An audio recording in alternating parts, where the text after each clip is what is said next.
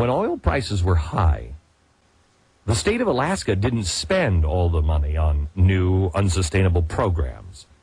They didn't, try to give everybody on the planet free health care. The state currently has $6.6 billion in its constitutional budget reserve fund that it could tap into. A few $1 billion more is also available from other pockets, said Juneau economist Greg Erickson, a longtime Alaska budget watcher. Given Alaska's robust reserves, the state is well prepared to weather the next 2 years, says Erickson. They can unquestionably get through the next 2 years, and for some undetermined amount of time after that, but California can't make it through the next 2 minutes. Oh, yeah, and I forgot to mention this. The state of Alaska has socked away $1 billion in an education fund for the next school year, and education officials say there's another $1 billion that's expected to go into the fund this year. And Sarah Palin's reaction to all of this. She's calling for another $268 million to be cut out of the budget. Reductions. Now, let's just compare this for a second. Alaska. Does this remind anybody of the Three Little Pigs? Alaska has taken their financial situation seriously over a long period of time. They've been able to put themselves in a position that they can withstand a global economic storm.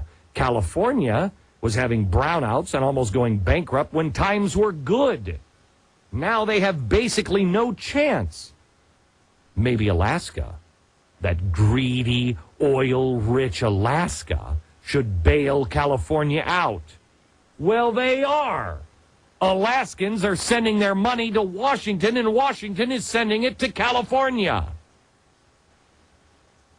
Alaska, the person who saved the money, made a hefty down payment on their house, didn't get an interest-only loan, now perfectly positioned to handle a lost job or an unexpected medical bill. Oh, that greedy Alaska with all their money. All that oil money that Alaska has, that California could have. They have chosen in California not to tap their own resources, ignoring all the harm that they have done to their state and to our country. If they tap their own oil resources, they could pay for all of the budget problems that they have. They could cover the budget deficits if they tap their own oil resources. But they don't. They chose not to make money on their own resources. They decided that they were going to socialize their state.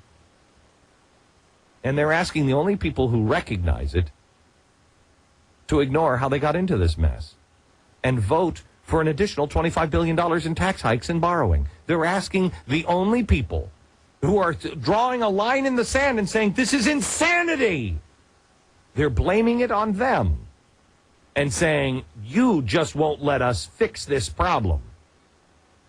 Alaska tapped their natural resources. They didn't spend their cash when times were good. Now they can handle whatever comes their way.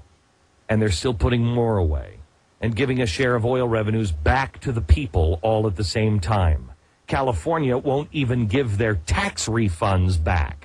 Money that Californians paid in taxes, overpaid, California is sending them an IOU.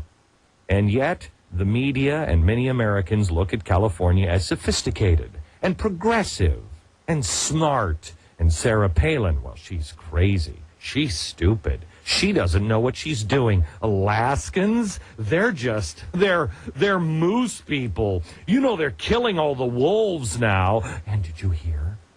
Their governor had a bad interview with Katie Couric. Who can't handle Katie Couric? When you really think about it, is there any wonder how we got into the middle of this mess? Is there any outrage?